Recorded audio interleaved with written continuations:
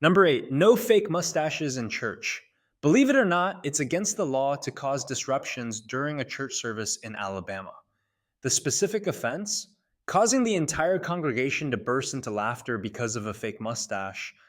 This isn't a joke. This is an actual bizarre law that dates back to the early 1900s, an era when maintaining absolute propriety and solemnity inside a religious establishment was non negotiable. Public acts of entertainment or anything that broke the respectful atmosphere were considered inappropriate. Think of it as an extreme, century old version of a no cell phones in church sign. While the goal was to uphold reverence, the modern result is absurd. The idea that a slightly crooked piece of novelty facial hair could result in a punishable offense feels like a gag from a silent film. In our current lenient culture, getting a citation for a small innocent chuckle ranks high on the list of truly nonsensical laws. Number 7, baby naming limitations. In Denmark, you don't actually get to freely choose your baby's name. The government has a pre approved list of around 7,000 names, and parents must choose from it. If you wish to give your child a name that isn't on the list, you have to seek special approval from your local church. Then the government officials review the name. Unconventional spellings of common names are frequently turned down. This isn't about protecting your child from being bullied, it's about linguistic and cultural control. The government's intention is to protect children from potentially embarrassing names and preserve the national language. But the reality is that the decision to name your child Soren with an U instead of an O is essentially a bureaucratic nightmare. It's a bizarre system where the simple act of filling out a birth certificate requires an official government blessing, turning one of the most personal decisions a parent can make into a state mandated multiple choice quiz. Number 6, driving dirty in Russia. In Russia, driving a dirty car can actually get you fined up to 2,000 rubles. While the law isn't strictly about having a pristine car, the cultural association between cleanliness and public respect is very real.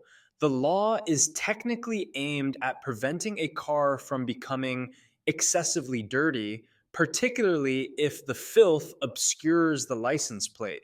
If the police can't read your number plate, they can fine you. However, this law often becomes a convenient pretext. Police can use a slightly dirty vehicle as an excuse for an unwarranted traffic stop. It's not a unique concept to Russia, but the interpretation and enforcement elevate it to a strange level of compliance. If you skip the car wash, you're not just risking a poor visual appearance, you're giving the authorities a perfectly legal reason to pull you over, making your car's cleanliness an unexpected form of legal defense. Number 5, required permission for fake teeth. It's actually ridiculous this is true, but in Vermont, an incredibly old common law mandated that a woman needing false teeth must first get written permission from her husband.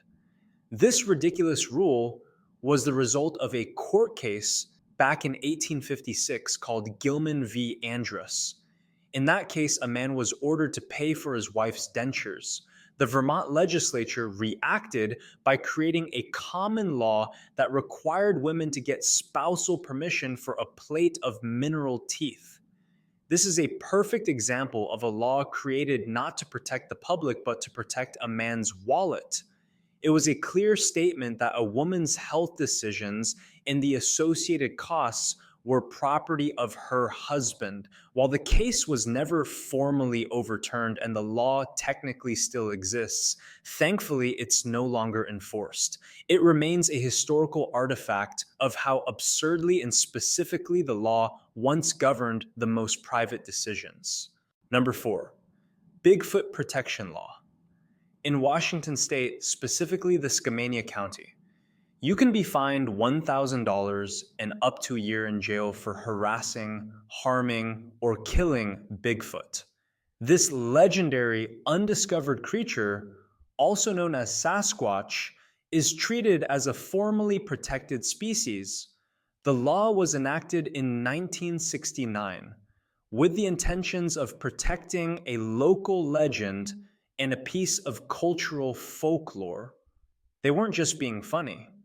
The primary goal was to discourage enthusiastic and often heavily armed individuals from crashing into the wilderness searching for the elusive being with harmful intent. The law essentially sends two messages: treat the legend with respectful distance and stop causing public safety incidents in the forest. So, should you ever encounter Sasquatch, remember this: respectful distance is not just wise for your own survival, it's also the law. Violators face real legal consequences should they manage to prove they found and harmed the legend. Number 3, hunting in a cemetery rule. Planning to go hunting? It better not be a cemetery. This might sound weirdly specific and unnecessary, but it's actually a law in Oregon that states this is prohibited. Engaging in hunting activities within a cemetery is unlawful. Why did this need to be a law? Because engaging in hunting activities within a cemetery is rightly regarded as highly disrespectful. This legislation exists to uphold the sanctity and peace of burial grounds. It ensures a serene atmosphere for families who are mourning. It's a law that clarifies a common sense boundary, stating explicitly that the space reserved is for quiet remembrance and not for sport. Imagine attending a memorial and hearing a shotgun blast in the distance. The rule is simply a legal guarantee that a cemetery remains a place of respect and solemnity, not a hunting range. Number 2, no bullying the vending machines. In Kansas, there is a law that makes it explicitly illegal to hit a vending machine. We've all been there. That moment when the machine eats your dollar and refuses to drop the snack. This law is part of the state's criminal damage regulations, designed to prevent property damage. Hitting or shaking the machine, even in a justified fit of hunger-fueled frustration, can result in criminal charges. The vending machine is considered private property, and the law helps protect business owners from financial loss due to vandalism. So, next time the vending machine tries to rob you, you can still yell at it, but keep your hands to yourself. And in Kansas, the machine always wins the physical confrontation. Number 1, no cohabitating in West Virginia. Back in the day, if you moved in with your partner and weren't married, people didn't just assume mischievous activities. They basically assumed you were scandalous.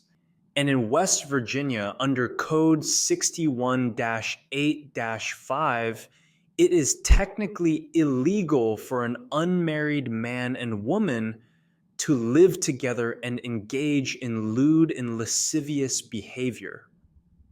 While the definition of lewd and lascivious is open to interpretation, the law was clearly designed to police morality in the traditional family structure.